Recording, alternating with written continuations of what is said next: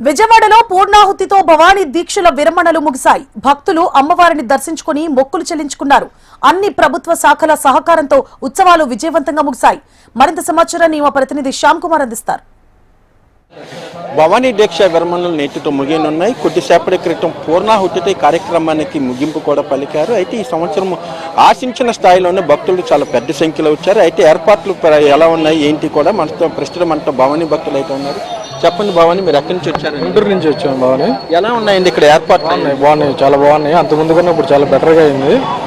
ఎవరికి ఇబ్బంది అయితే లేదు, ప్రశాంతంగా జరుగుతుంది. ఏదైతే మీరు గిరి ప్రదక్షిణ చేస్తున్నారో అంటే రోడ్లు కానీ ఎలా ఉన్నాయండి? రోడ్లు బాగానే ఉన్నాయి, చక్కగా ఉన్నాయి. నడవడానికి కూడా ప్రశాంతంగా ఉంది. మధ్య మధ్యలో గవర్నమెంట్ కానీ సేవ చేసేవాళ్ళు కానీ చక్కగా పలహారాలు కానీ ఇవి కానీ ఇస్తున్నారు. ఇబ్బంది లేకుండా వాటర్ బాటిల్స్ కానీ చక్కగా ఇస్తున్నారు. మాకైతే ఏమి ఇబ్బంది లేదు.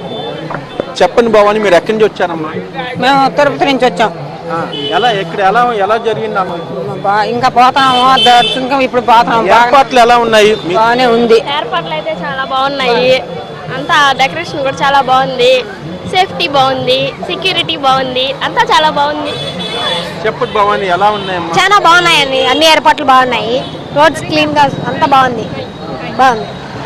అంటే మొత్తం మీద చూసుకుంటే ఈ సంవత్సరం ఏర్పాట్ల పట్ల మాత్రం భక్తులు సంతృప్తి వ్యక్తం చేస్తున్నారు. ఏదైతే దసరా ఉత్సవాల సక్సెస్ నేపథ్యంలో జిల్లా అధికార యంత్రాంగం కూడా ఒక సమన్వయంగా ఏర్పడి ఎప్పటికప్పుడు కూడా ప్రత్యేక కంట్రోల్ ఏర్పాటు చేసి సీసీ కెమెరాల దగ్గర నుంచి ప్రతిదీ కూడా ముఖ్యంగా చిన్నపిల్లలు తప్పిపోకుండా ట్యాగ్ సిస్టమ్ కూడా అమల్లో తీసుకొచ్చారు. ఏదైతే దసరా సమయంలో ఆ ట్యాగ్ సిస్టమ్ సక్సెస్ కావడంతో భవానీ దీక్షలకు విరమణలకు కూడా వాటిని అమలు చేశారు. ఏదైనప్పటికీ కూడా ఈ 5 రోజుల పాటు భవానీ దీక్షల విరమణలు నేటితో ముగిశాయి. అదేవిధంగా భక్తులకు కూడా ప్రసాదాలు పంపిణీలో కూడా ఎక్కడా కూడా ఎటువంటి ఇబ్బంది కూడా తలెత్తలేదు.